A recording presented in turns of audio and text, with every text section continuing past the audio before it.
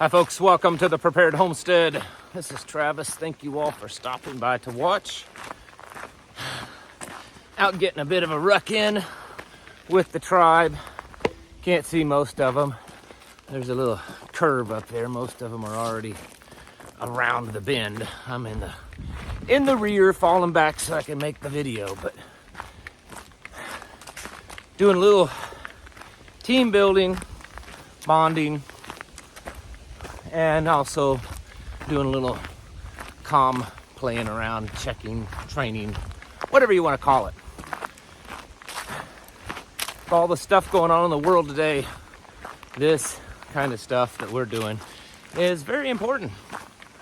I mean, you watch everything that's falling apart, you see more and more the buildup to World War III in the Middle East, and the strong possibility of other actors like China and Russia potentially being involved in that.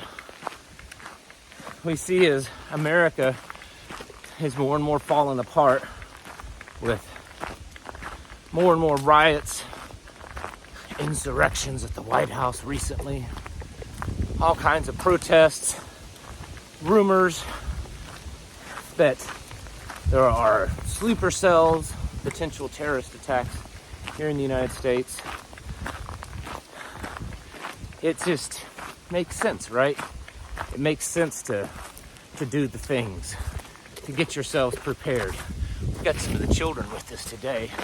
I don't know if you can see, but we've got a few of the children. They wanted to come with us.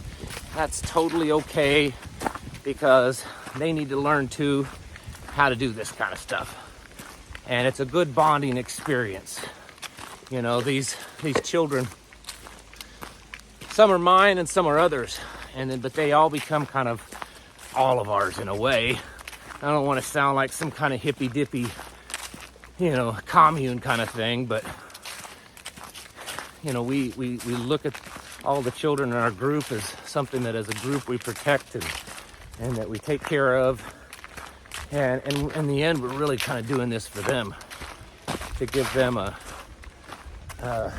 more protected and better way of life than what's going on out there. And anyways, that's a little rabbit trail. So, back to the doom and gloom. Lots of it, and it's not going so great for most of the world right now. It's all on a knife's edge. At the next moment, is it going to be the big one? The falling off the cliff kind of thing. And yet then there's folks like you and I that, well, we're certainly paying attention to this stuff. We're certainly getting ready. But, in the end, we know that all those things that are happening around the world only affect us so much. And we're taking care of our own, making those circles tighter, circling the wagon kind of thing. When you do that, there's risks there also. There's risks that the people you're circling wagons with, aren't what they seem. There's risk when you circle the wagons that people might purposely try to infiltrate. Or maybe they start off genuinely part of the group, and then because of disagreements or something, things fall away. These are the risks. But here's the thing. For some reason along the way, we as a people, as preppers, or just conservative, biblical type people, have gotten this idea that the only way that we can have a tribe is if we all absolutely unconditionally agree with each other. That no matter what, we all think just alike. We all agree completely, implicitly on everything. I don't know where that came about, but to be honest with you, that's ludicrous. You think back to the small communities that dotted the American landscape not that long ago, and still in some places do, but most definitely a century or so ago. Most of these communities were fairly isolated, They didn't have federal and state funding a whole lot, or if any at all. And they pretty much kind of took care of their own. I mean, there was some shipment and commerce coming in from outside, but not like it is today. And for the most part, these little communities, these little towns, they had to take care of themselves. They didn't always agree with each other. They didn't always see eye to eye. They didn't always share the same spiritual, religious beliefs, political beliefs, whatever. But they knew that it was imperative that they stuck together and that they worked problems out and that they were there for each other, because if they didn't, the community as a whole could easily fail. That this endeavor of a small little rural community would fail, because if people didn't stick together and didn't help each other out, it just wasn't going to work. And unfortunately, most of Americans have kind of forgotten that. They've been so far removed from that kind of lifestyle, from that kind of world, that they just don't think of that way. And then now it's to the point that the only time we want to be around anyone is when they're identical to us. I've talked about diversity on here, and it really upsets people because they think that I'm talking about the liberal kind of diversity, this inclusive, pink, blue, and white and yellow flags and rainbows and all that kind of. That's not what I'm talking about. It's not what I'm talking about. I'm talking about diversity within our own group. Yes, there are certain standards.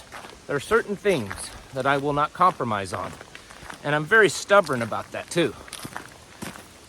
But most things are not, to put it in a biblical sense, they're not salvation issues. And I know that's a poor choice of words to define what I'm talking about. But most things are just opinions. And as long as you're not entering in that, violating that fundamental principles and morals of life,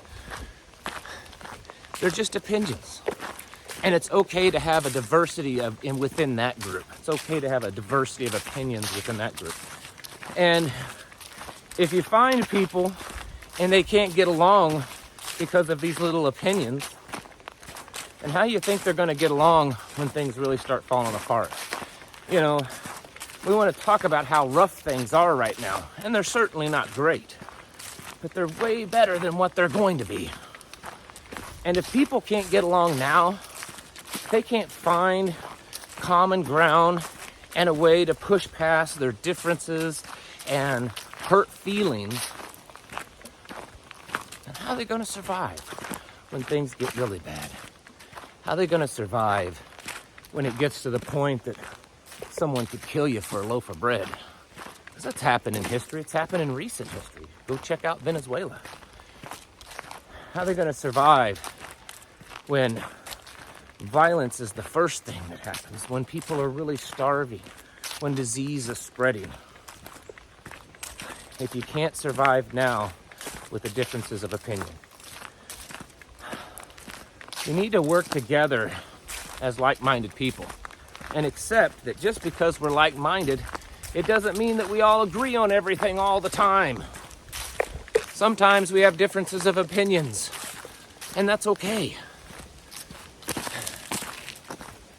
We have to learn to work together and to see past those and see the more important goal is that as a community of people and as this world falls apart, that folks like you and I are more and more rare. We're kind of that remnant, spiritually speaking and physical world speaking. We are that remnant. And we have to stop seeing each other as adversaries.